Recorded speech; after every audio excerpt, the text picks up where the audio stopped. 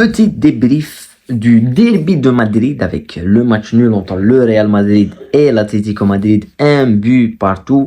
On a assisté à un super match, sincèrement, c'est l'un des matchs les plus intenses que j'ai vu cette saison. Il y a beaucoup de choses à dire sur le Real, il y en a aussi beaucoup à dire sur l'Atlético. Les deux équipes qui se séparent avec un seul point, ça peut être quand même une mauvaise affaire pour les deux si le Barça gagne demain. Je pense que c'est plus une mauvaise affaire pour le Real, puisque ça ne lui permet pas de prendre, je sais pas, de prendre 5 points d'avance sur l'Atlético, de mettre aussi une petite valise pour le Barça. Et ce soir, on a quand même deux équipes qui se séparent. C'est peut-être le meilleur résultat pour le Barça, si on peut prendre en matière de classement. Mais la première chose que je voulais dire quand je parle du match, on a souvent parlé cette saison de difficultés quand le Real Madrid face aux top équipes. On les a vus déjà à l'aller face à Atletico, ils font un match nul, face au Barça 2 fois, face à Liverpool, face au même au Milan, ils ont eu toujours ces difficultés. Et ce soir, je pense qu'il y a une petite rectification qui a été bien faite. La première, c'est voir Ceballos au milieu de terrain. Je pense que c'est une très très bonne chose. Il a ramené quelque chose en matière d'équilibre à cette équipe qui manque terriblement d'équilibre, surtout quand tu as Mbappé, Vinicius, Rodrigo, Bellingham sur le terrain. C'est plus des joueurs qui sont offensifs, donc peut-être l'apport défensif est assez faible. Mais l'Atlético, on les connaît. On sait un petit peu leur système de jeu, c'est l'équipe de Simeone.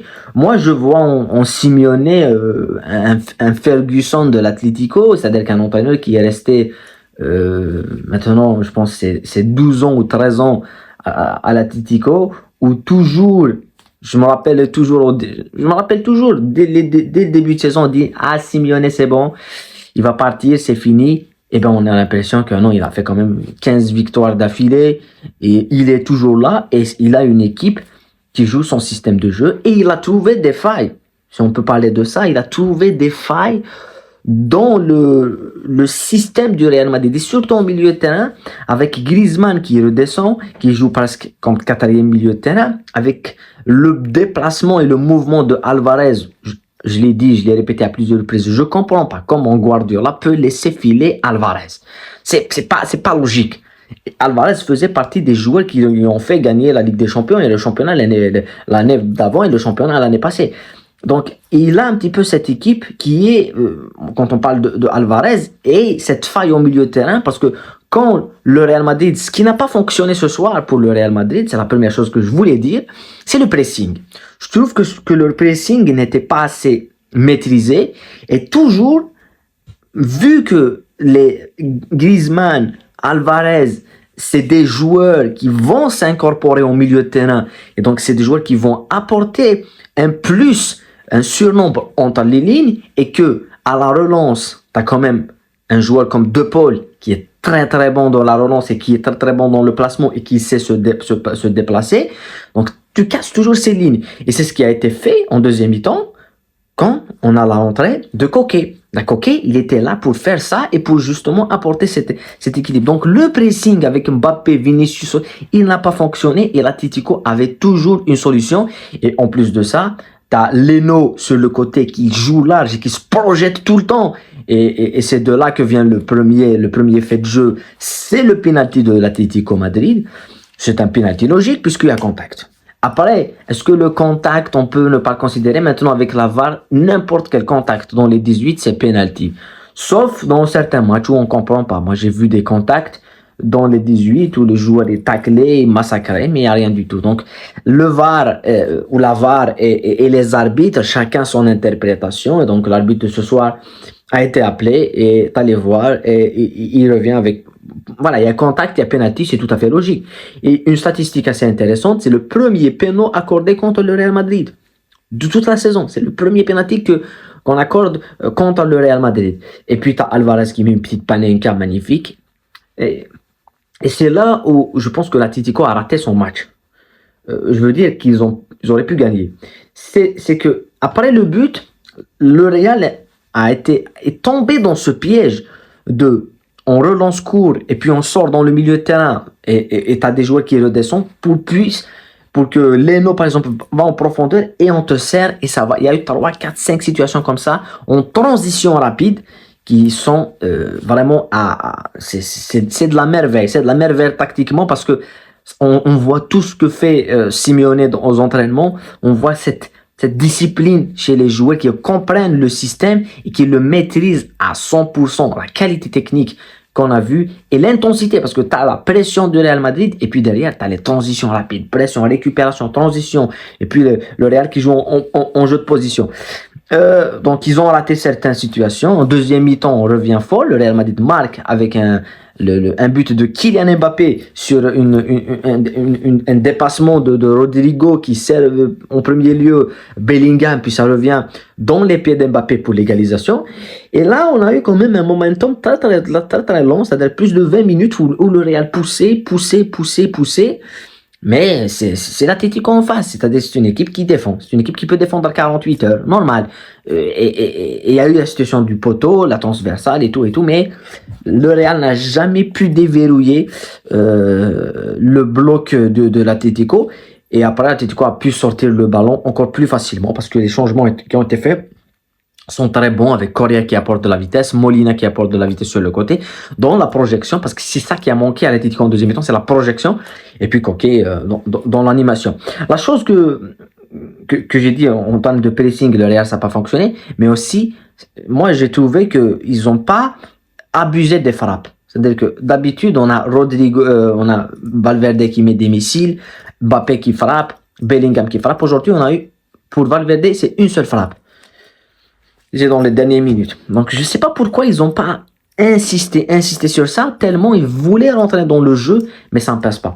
Et troisièmement, la troisième chose, ce qui m'a surpris, et je ne suis pas le premier à le dire, je pense que beaucoup de gens qui suivent le Real Madrid, et c'est l'une des équipes que je débriefe le plus, il y a des fans du Real Madrid qui m'ont dit « tu débriefes pas le Real ». C'est l'équipe que je débriefe le plus, c'est les matchs du Real. C'est une équipe il y a des saisons, je regarde tous leurs matchs. Tout.